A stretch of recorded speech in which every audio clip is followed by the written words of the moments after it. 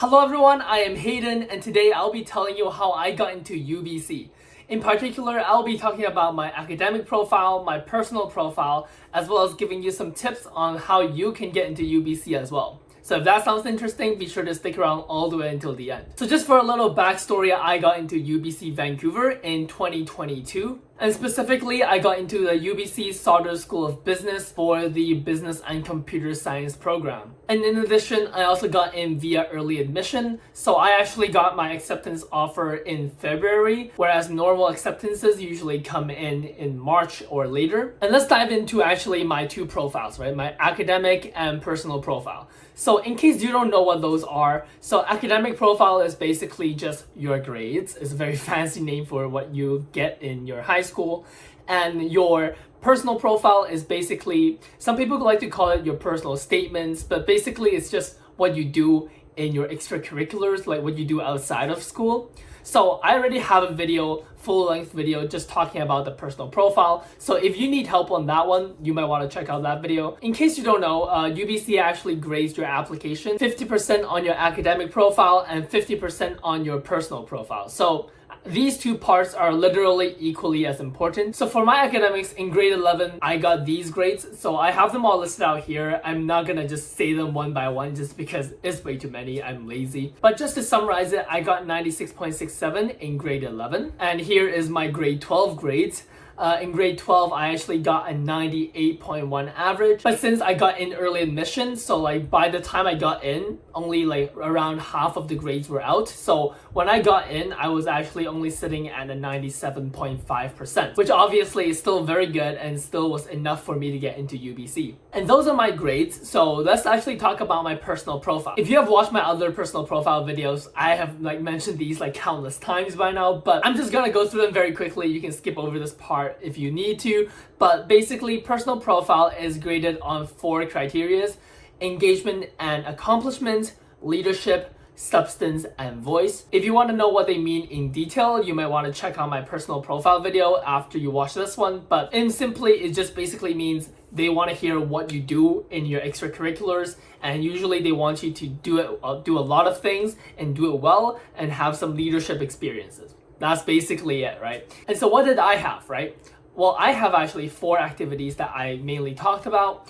The first thing is my big hitter is my Air Cadet program. So in case you don't know, Air Cadets is like a leadership program that are available all around Canada. So like, you know, if you're even in like Toronto, Calgary, Montreal, wherever you are, if you're in Canada, there's likely like a Air Cadet squadron near you. And so it's basically just a leadership thing. And honestly, like, what I've gained from it is honestly a lot of leadership experiences as well as a lot of communication experiences. By the time I end like grade 12, I have led like a team of 30 people to do a lot of tasks, like lead them like through like training nights, setting up some events, stuff like that.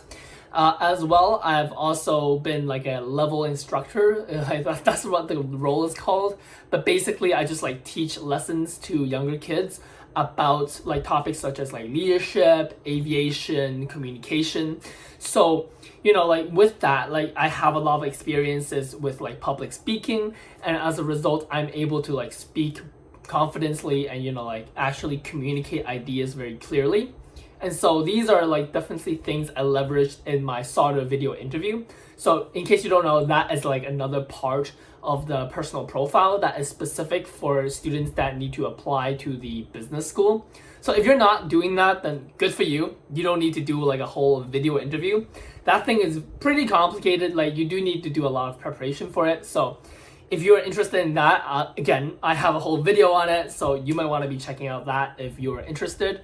But if you're not applying to, you know, Sauder, you're not applying to business, then good for you, you don't need to do this. Regardless, I definitely leveraged a lot of my like leadership and communication experiences in my personal profile essays and talking about how they're transferable to, you know, a school setting as well as to my career in the future. And my second experience that I highlighted is as an accounting assistant. So basically in grade 12, I was actually hired as an accounting assistant, and how I got the job was actually pretty funny. So basically one of the parents at the school was actually an accountant, and she basically needed like an assistant to help her with some like daily routine stuff. And so she basically asked my accounting teacher to refer someone to work for her.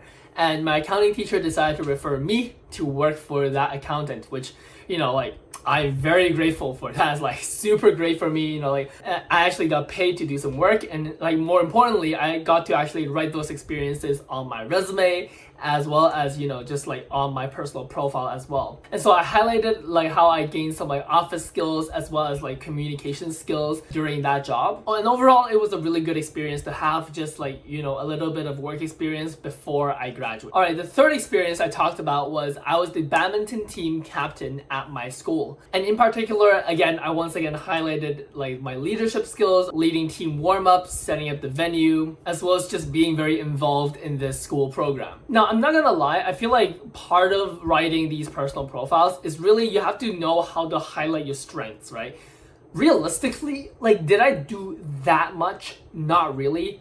I just basically like realistically, right? In reality, what I did was like when people were just like sitting on the benches waiting for the teacher to come set up, like I would just be the person to like start setting up and just like asking people to help me, and people would just help me start setting up, and that was basically me leading the whole team to like set up the venue, which I mean technically true, but also it sounds a lot better if you say it in specific ways. I'm not writing things that didn't happen, right? Like, things definitely did happen. It's just that I'm writing it in a way that sounds a lot better than like, oh, I just helped the team set up. Like that sounds a lot worse than like I led the team to setting up the venue so that we can have practices on time. Finally, the fourth and last experience that I really highlighted was my involvement as a part of my school's ambassador team. So what the school ambassador team basically did was it's just an ambassador to the school, right? It's pretty simple. It's just like when there's like grade 7 students coming into my school, we basically show them around the school and just show them around the facilities and show around, like tell like the students as well as the parents about like what like the schools has to offer.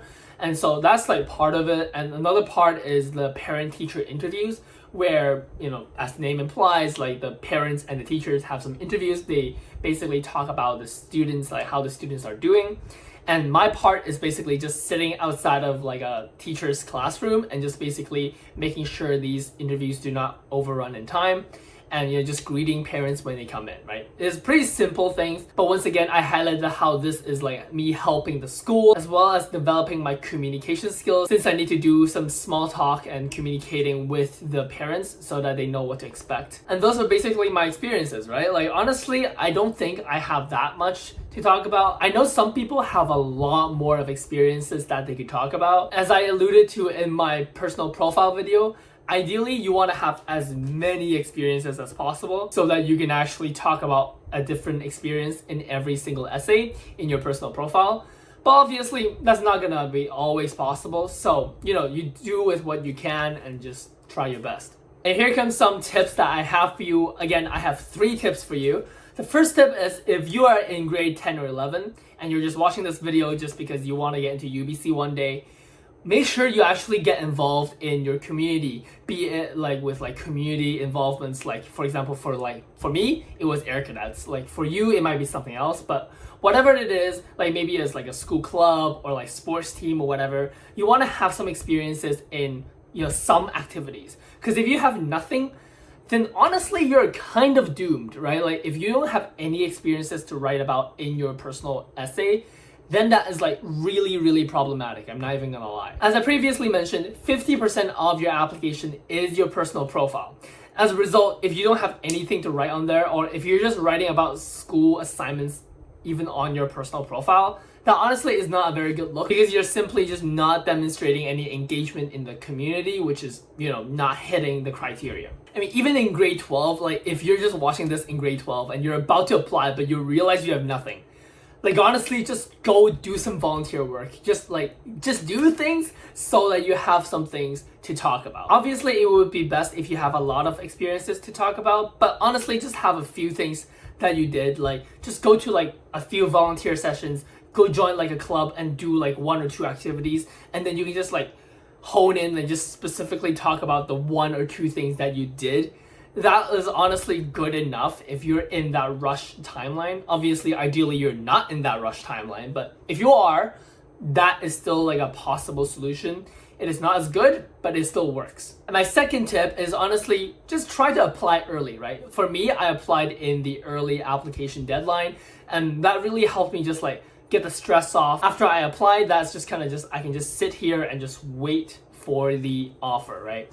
And so you don't need to like worry about it during winter break. Obviously, some people want to be doing it in the winter break, and if that's you, then sure, like why not, I guess. But personally, I feel like it's just better to just get the stress off. You don't need to think about writing personal profiles or like doing video interviews during the winter break. That's just kind of stressful. Like I don't want to do that, and so I just applied during the early app deadline. And even if you're not doing the early app deadline, please remember to apply like I would say like 2 days early, okay? Because like I'm not gonna lie, the system will break on you. You gotta remember, human nature is to like procrastinate to like the final deadline, right? And so on the deadline day, or even like sometimes like a day before the deadline day, their system will crash, right? Like they will crash because everyone is gonna try to like apply at the same time, and that will overwhelm the system. And so you don't want to be the person at deadline day like stressing and like sweating profusely because you couldn't get your application in.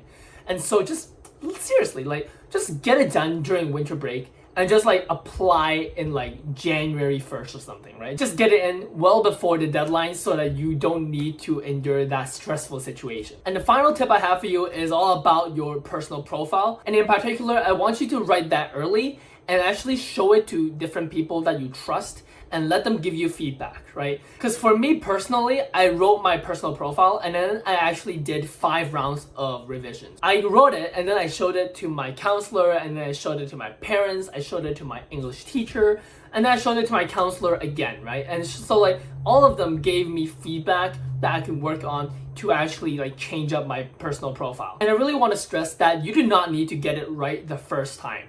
Like for me, I literally have 2 essays that will never see the light of day because like after I wrote it, I figured that it was not good enough and then I just threw it away. So it's fine if it is not perfect on the first try. That is why you have like so much time to write it, but you have to be writing it early enough so that you have the time to polish it, to like, you know, sleep on it. Just like after a week, like just write your essay, go do something else for like a whole week, do schoolwork, do whatever.